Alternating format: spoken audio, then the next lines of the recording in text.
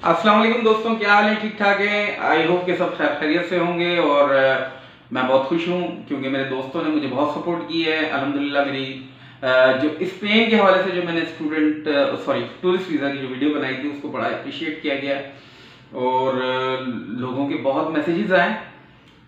Comparatively इतना ज़्यादा subscription नहीं आई है कि चलें, कोई मसला नहीं है।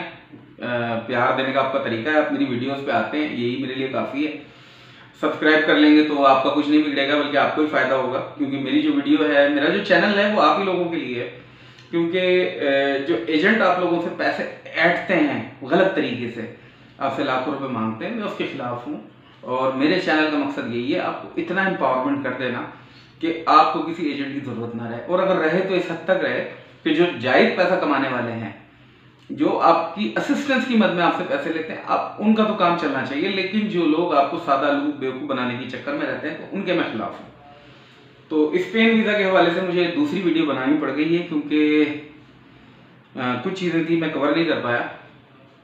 देखिए, मैंने जहाँ पे रिक्वायरमेंट की बात की थी, तो वहाँ पे जो रिक्वायरमेंट है उसको एक तरफ रखते हैं। देखें, आपने अगर बिजनेस करते हैं तो आपको एनटीएन लाजमी दिखाना है, समझ रहे हैं? एनटीएन आपने लाजमी दिखाना है कि आप टैक्स पेयर हैं पाकिस्तान में, और आपका एनटीएन कम से कम 2 से 3 साल पुराना होना चाहिए। डेप में आपने 2-3 उसकी रिटर्न्स जमा कराई हुई हों, और अगर नहीं है तो फिर वो भी चल जाएगा, लेकिन कंपेरेटिवली उसके चांसेस ज़्यादा होंगे वीज़ा के।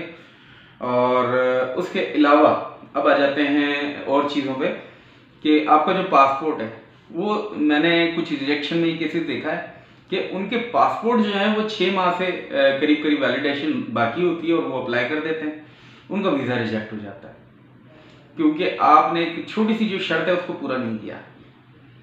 तो इसको भी ज़रा ख्याल करें, इसको आपने नहीं करना, इस गलती को। तो ये बहुत बड़ी गलती है, ब्लंडर है। और इसके अलावा जो एक और गलती करते हैं हमारे लोग बैंक स्टेटमेंट के हवाले से। बैंक स्टेटमेंट में ये करते हैं कि होता कुछ नहीं है अकाउंट के अंदर, और एकदम उसमें 10-15 लाख रुपए आप डिपॉजिट करवा देते हैं। एम्बेसडर के पास जाता है, एम्बेसडर देख लेता है, कहता है ये बंदे को भागना है, यहाँ से रुकना नहीं है, तो वो आपका वीज़ा रिजेक्ट कर देता है, रिफ्यूज़ कर देता है। जस्ट मुझे क्या होता है, सलाउद्दीन एक अपनी इनिशियल अमाउंट छोटी सी लेता है, साइड पे हो जाता है। आप एम्बेसडर को भी, एम्बेसी को फीस ज़्यादा करते हैं, वो भी आपको रिजेक्ट कर देती है। ना मेरा कुछ बिगड़ा, ना एम्बेसडर का बिगड़ा, आपका आपकी जेब से पैसे चले गए। तो मुझे खुशी होती है जब अप्रूवल आए। आपके रिजल्ट्स ओरिएंटेड मैं काम करना पसंद करता हूँ।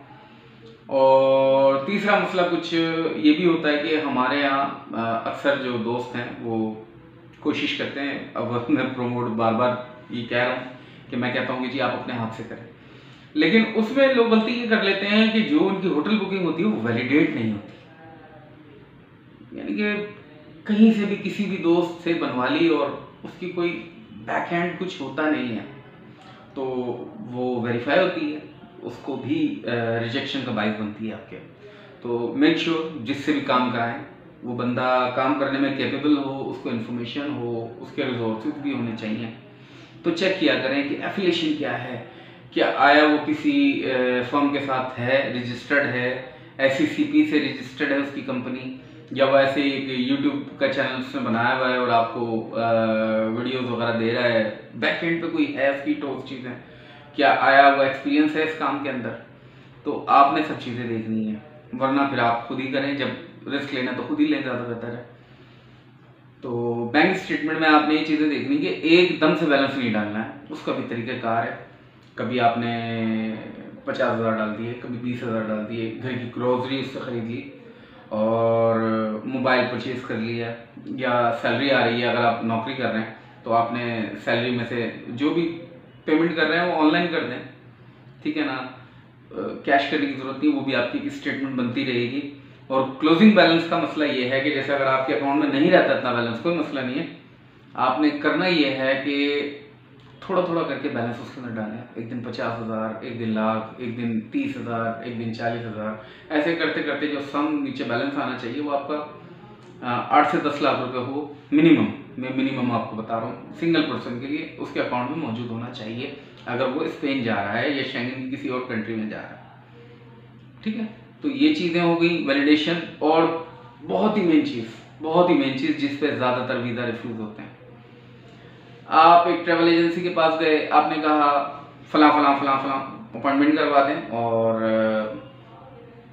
वो कहता है आपको कि ठीक है कवरिंग लेटर ला दें, ये ला दें, वो ला दें, आप सब चीज़ें उसने ला के देनी है। कवरिंग लेटर के बारे में आपको नहीं पता। कवरिंग लेटर में आपने बाकायदा तौर पे अपना मोटिवेशन बताना है कि आप जा क्या रहे हैं, अपना प्लान डिस्कस करना है। आपने जाना है, आपको पता ही नहीं है आप स्पेन में कहाँ जाएंगे, आप स्वीडन में कहाँ जाएंगे, आप नॉर्वे में कहाँ जाएंगे। आपने बाकायदा तौर पे प्लान बताना है, मैं 21 तारीख को यहाँ आऊँगा, 22 को यहाँ आऊँगा, 23 को यहाँ आऊँगा, पूरी डिटेल प्लान बताना है। और ये भी बताना है कि आप क्यों जा रहे हैं स्पेसिफिक कंट्री में, क्या देखना चाहते हैं, आखिर स्पेन में ऐसा क्या है सुर्ख आपके पर। आप बताएंगे मैं तो रोजगार के लिए जा रहा हूँ, एक बात है मजाक में, ऐसा कभी लिखेगा नहीं। रिजेक्ट आपने ओवरव्यू में, अब जैसे मेरे पास जो भी आता है ना, तो मैं ऐसा नहीं करता कि कहीं से भी कॉपी पेस्ट उठाया डेटा और डाल दिया। मैं बाकायदा तौर पे स्टडी करके हर बंदे को स्पेसिफिकली उसका एक कवरिंग लेटर तैयार करता हूँ उसके केस के मुताबिक, और फिर अप्लाई करवाता हूँ। तो अल्हम्दुलिल्लाह रिजेक्शन के बहुत कम चांसेस होते हैं, लेकिन अगर रिजेक्ट हो जाए तो हो जाए, हमारा काम होता है कोशिश करना। अल्लाह ने हमारे हाथ में सिर्फ नियत और कोशिश दी है भाई, और कुछ नहीं है। कामयाबी देने वाली ज़ात अल्लाह की है। तो ये सब चीज़ें क्लियर हो गई। बैंक स्टेटमेंट भी मैंने आपको बता दिया। बैंक स्टेटमेंट 6 माह का चाहिए, 6 माह से कम का बैंक स्टेटमेंट होगा तो स्पेन के लिए भी बता रहा हूँ, शेंगन की किसी भी कंट्री के लिए बता रहा हूँ, वो आपका केस ही लॉन्च नहीं करेंगे, और अगर कर भी लेंगे तो आपकी फीस ज़ाया हो जाएगी, क्योंकि आपके डेट में उसमें बैलेंस था नहीं था उसको छोड़ दें, लेकिन 6 माह की बैंक स्टेटमेंट आपने जमा करवानी है, ठीक है। और हाँ, ट्रैवल इंश्योरेंस में लोग डंडी मारते हैं मैं गलत लोग इस्तेमाल कर रहा हूँ, डंडी मारते हैं, इसमें पैसे बचाते हैं, कम से कम में बनवा लो, ये बनवा लो। देखो जो ट्रैवल का काम करता है ना, उसको पता है कि शेंगन में कौन सा ट्रैवल इंश्योरेंस चाहिए, 30,000 यूरोस की कवरेज का, $50,000 की कवरेज का, जो भी है, तो एज पर रिक्वायरमेंट उसको पता है। तो आप कोशिश करें जिसका काम है उसको करने दें, अगर वो आपसे जायज़ पैसे मांग रहा है तो उसको दें, नहीं तो आप खुद अपने हाथ से करें। लेकिन आप प्लीज़ अब ये हैंकी पेंगी वाले सवाल मेरे पास नहीं आए कि सर डन पे कर दें, 20 लाख ले लें, 30 लाख ले लें, फलाना, ये मैं नहीं करता, ठीक है। मैं छोटा सा बंदा हूँ, गरीब आदमी हूँ, मुझसे वो बात करें जो मेरे हिसाब से, मैं हज़ारों में घूमने वाला बंदा हूँ, मुझे लाखों में ले जाके मेरी आदतें ख़राब ना करें, ठीक है मेरे दोस्त। और कोई सवाल रह गया हो, व्हाट्सएप हाजिर है, यूट्यूब हाजिर है, सवाल करें, मैं इंशाल्लाह कोशिश करूँगा जवाब देने की, ठीक है। अल्लाह हाफ़िज़।